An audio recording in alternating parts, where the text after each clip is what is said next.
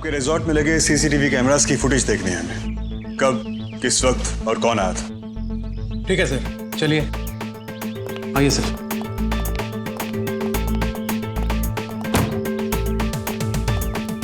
Sachin, CC camera के footage दिखाइए।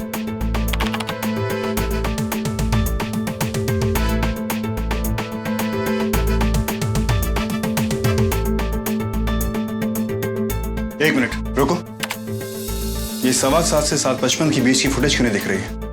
फिर से रिवाइंड करो। ये बीच की 40 मिनट की फुटेज कहाँ पे है? सर 7 और 8 के बीच में तो लाइट चली जाती है अक्सर। इन्वर्टर के मदद से हम तो सिर्फ रूम में सप्लाई दे पाते हैं, सीसी कैमरा तो बंद रहता है सर। कुछ पता चला? सर बिजली न होने की वजह से लगभग 40 मिनट की फुटेज रिकॉर्ड नहीं हो पाई है। इसका मतलब साफ है, वो लड़की इसी बीच इस रिजॉर्ट में आई होगी और उसका खून कर दिया गया होगा। और खूनी को अच्छी तरह से मालूम था कि इस बीच लाइट नहीं रहती है। सर, वैसे रिजॉर्ट के बारे में सबसे ज्यादा जानकारी रिजॉर्ट के मालिक को ही रहती है। I think you are right. वैसे उस लड़की के रूममेट का भी यही कहना था कि अक्सर देर रात कोई व्हाइट कलर की एसयूवी उसे छोड़ने के लिए आती थी।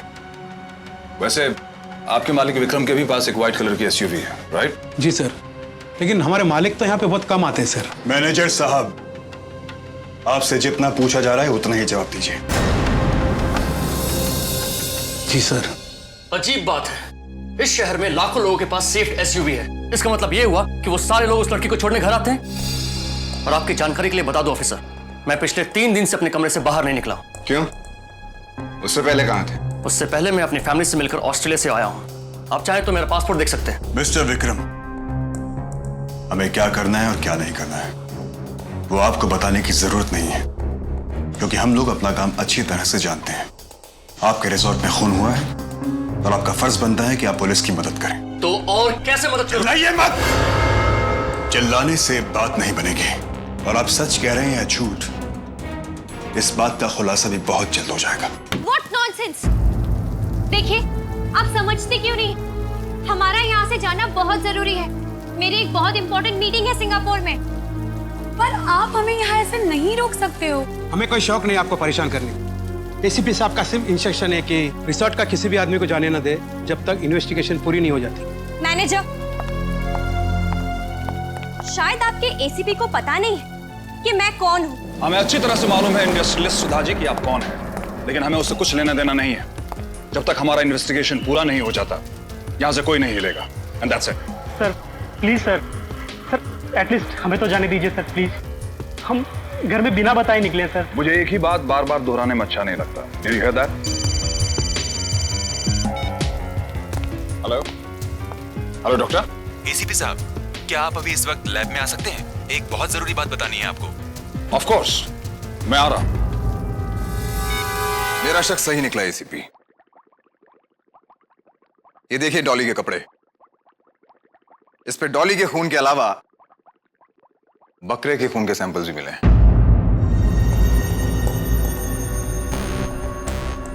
ये वो निशान है जहां उसे गोली मारी गई थी, और ये निशान ही सबसे बड़ी पहेली है। पहेली? कैसी पहेली? एक डेमो देता हूं आपको समझ में आ जाएगा मैं क्या कहना चाह रहा हूं। आइए।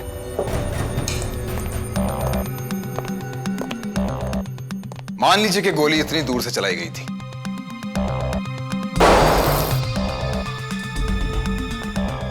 ये देखिए, जब किसी को गोली लगती है तो गोली के साथ साथ कपड़े के रेशे भी शरीर में जाते हैं, मगर यहां कपड़े के रेशे बाहर की तरफ आ रहे हैं। अब इधर आइए,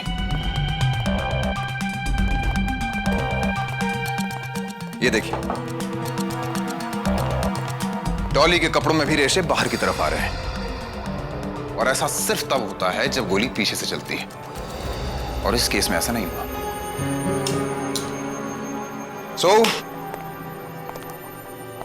इसमें डॉली के ब्लड के अलावा उस नकली ब्लड की रिपोर्ट भी है।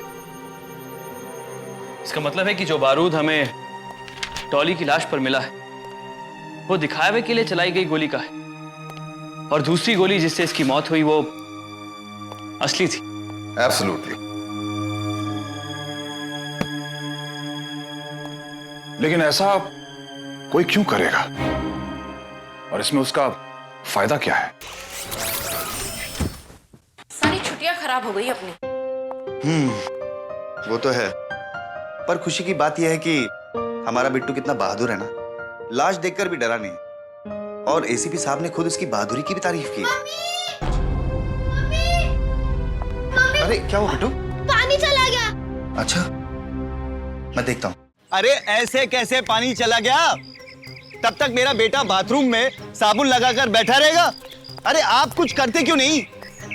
क्या हुआ? क्यों चिल्ला रहे हैं आप? देखिए ये बाथरूम में हमारे पानी नहीं आ रहा और ये लोग हैं कि कुछ कर ही नहीं रहे। सर इतना बड़ा टैंक है वाटर सप्लाई का, पता नहीं सर पानी कैसे चला गया। मैं ये वाटर टैंक चेक करना चाहूँ।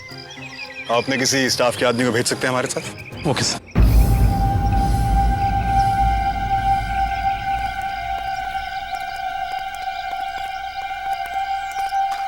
ये रहा वाटर टैंक।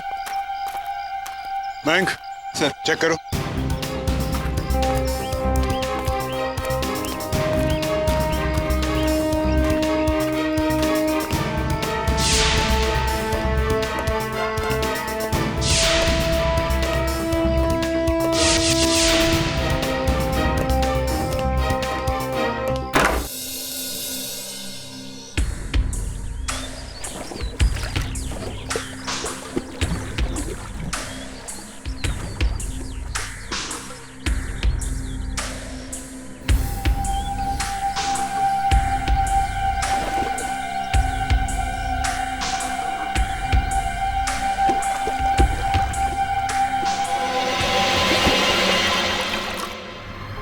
सर टंकी की मेन सप्लाई पाइप में ये साइलेंसर वाली गन फंसी हुई थी।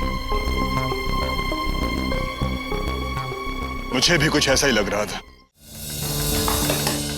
टेस्ट से ये पता चला है कि इस रिवॉल्वर से 2 गोलियां चलाई गई, एक नकली एक असली, जो कि डॉली के सीने से लगाकर चलाई गई है।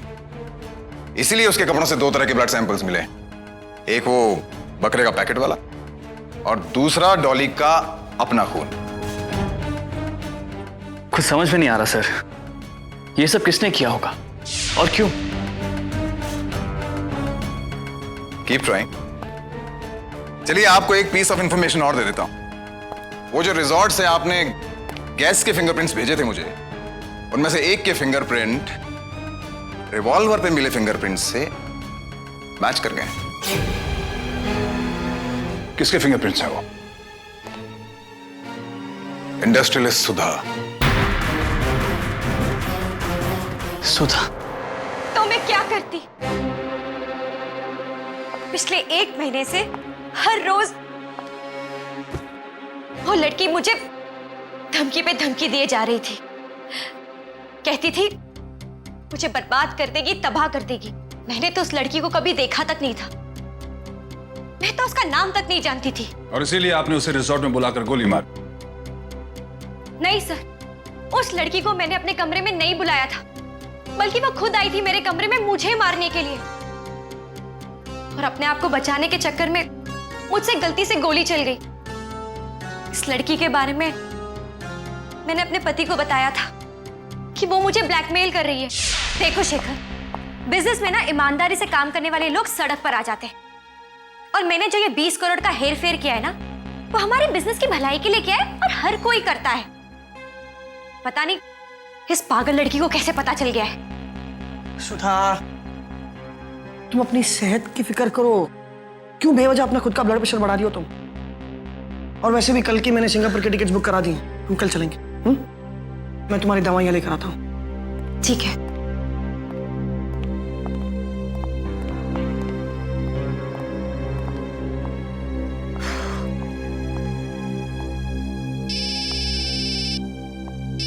शेखर, हेलो। सुधा, मैं मेरी गन रूम में भूल आया हूँ, जरा देखना, शायद वो मैंने तकिए के नीचे रखी थी। जरा चेक करके बताना वहीं पे है ना? है।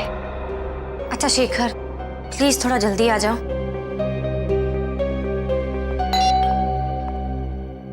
अब कौन आ गया?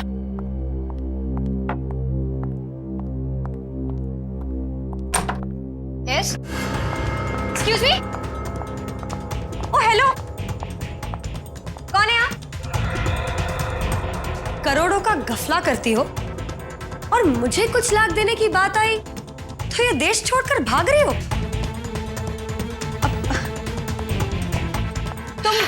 तुम वही लड़की। सही पहचाना मुझे। तुम यहाँ पे क्या कर रही हो? Shut up. अगर अपनी जान प्यारी है तो अभी के अभी मुझे 50 लाख रुपए दे दो। क्या? 50 लाख? पागल हो गई हो क्या? हाँ, अगर तुमने मुझे 50 लाख नहीं दिए तो सिंगापुर नहीं, सीधा ऊपर पहुंचा दूंगी। अरे ये क्या कर रही हो? बंदूक पीछे रखो, गोली चल जाएगी। मैं 50 लाख कहां से लेकर आऊंगी? देखो, मेरा टाइम मत वेस्ट करो, चुपचाप जाकर पैसे लेकर आओ, अभी के अभी।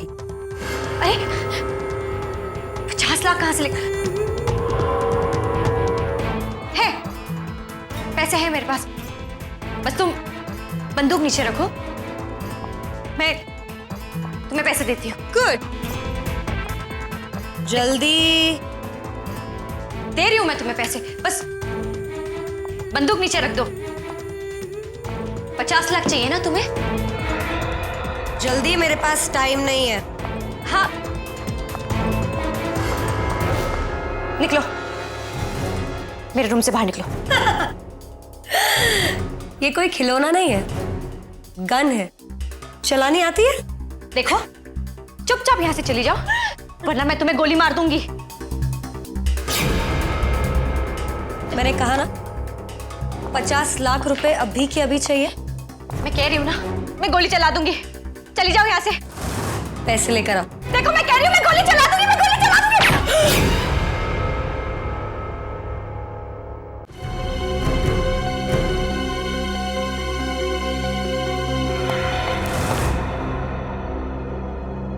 मैडम, ये क्या कर दिया आपने? मार डाला इन्हें। मैं ना तुम्हें आलीशान रिसोर्ट का मालिक बना सकती हूँ, बस तुम मेरी मदद कर दो। एक मिनट।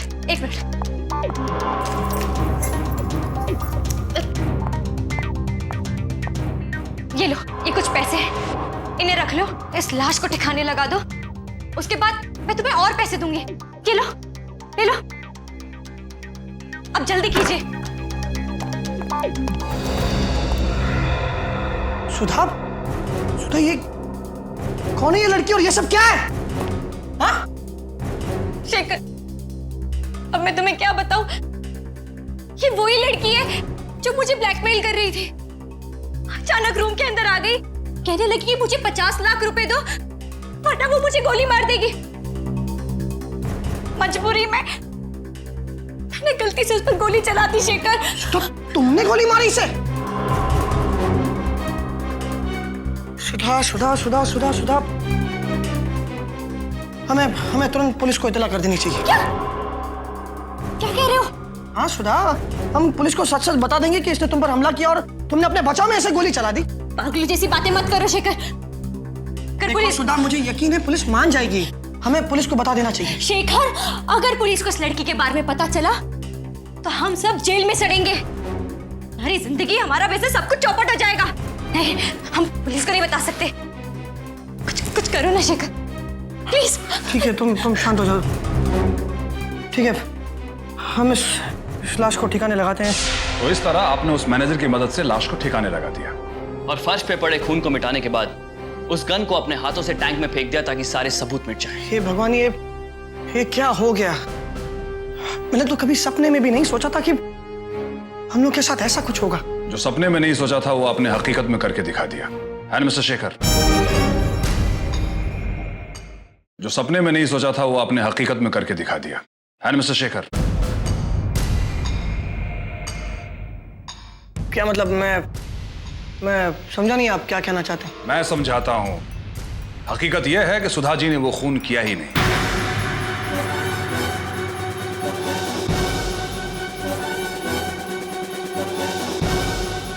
मैं बताता हूं।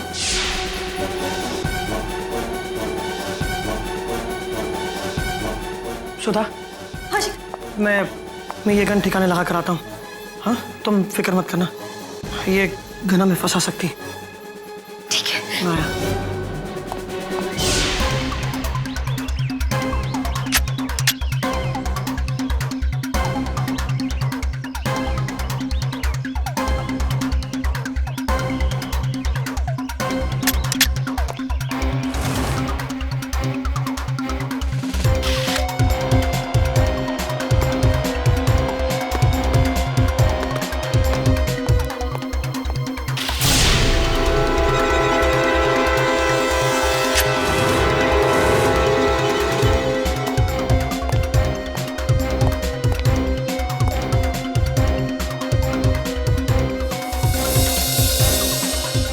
तो कैसी लगी मेरी एक्टिंग?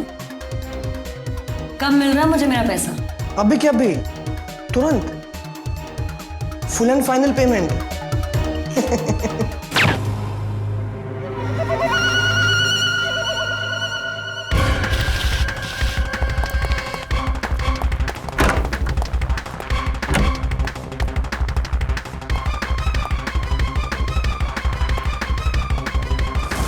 ये क्या कहानियां बना रहे आप ऐसे भी साहब?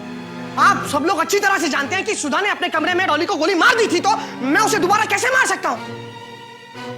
एक बात बताइए मिस्टर शेखर, आपको कैसे पता चला कि उस लड़की का नाम डॉली था?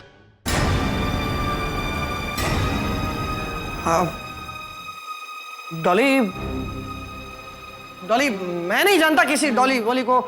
अभी आप ही ने तो बताया था कि उसका नाम डॉली था। चिल्लाने से कोई फायदा नहीं होगा मिस्टर शेखर। फॉरेंसिक रिपोर्ट के मुताबिक सुधा जी ने जो गोली चलाई थी वो 7:40 पर चलाई थी और वो गोली नकली थी।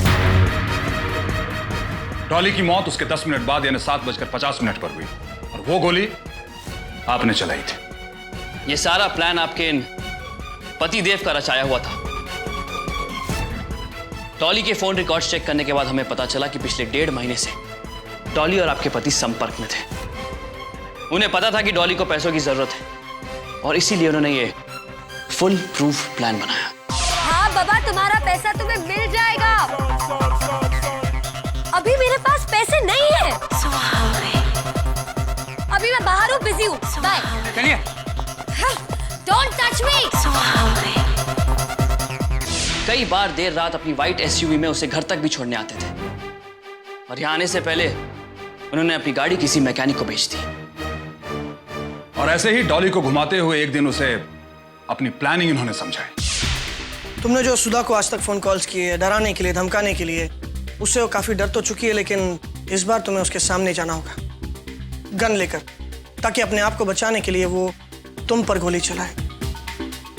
फिक्र मत करो, जो गोलियां वो तुम पर चलाएगी वो नकली होंगी। तुम्हें बस मरने की एक्टिंग करनी, जिससे उसको पूरी तरह से यकीन हो जाए कि उसने तुम्हारा कत्ल कर दिया, तुम्हें मार दिया। और इस मौके का फायदा उठाकर मैं उसे हमेशा हमेशा के लिए विदेश जाने के लिए मना लूंगा। और उसके बाद उसकी प्रॉपर्टी, उसका बिजनेस, सारी जायदाद मेरी, और जो मेरा वो तुम्हारा। आपके पति ने सब कुछ बहुत अच्छी तरह से प्लान किया। डॉली भी उस वक्त रिसोर्ट में पहुंची जब सारे सीसीटीवी कैमरास ऑफ थे।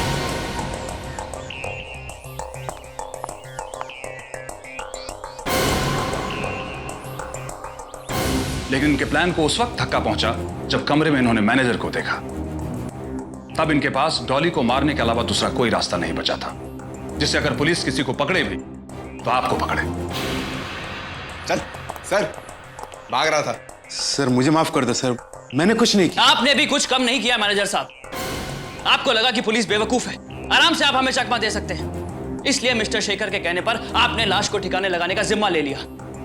सारे रिसोर्ट में लाश को घुमाने के बाद आपने ठीक उसी गाड़ी में जाके लाश रख दी जो पुलिस की प्राइवेट गाड़ी थी, जो हम लेके आए थे। लाश मिली तो डॉली की पहचान, उसके फोन रिकॉर्ड चेक करने के बाद हमें पता चला कि डॉली और शेखर के संबंध थे। उसके बाद हमें मिला मर्डर वेपन और उसके बाद मिस्टर शेखर खुद। Your game is over. Don't try to act innocent. You are under arrest. Shekhar, you cheat! भले ही आपने कत्ल नहीं किया हो सुधा जी, लेकिन आपने पैसों की हेराफेरी की है और शुरू से ही इस प्लान का हिस्सा रही हैं आप, इसलिए you are also under arrest.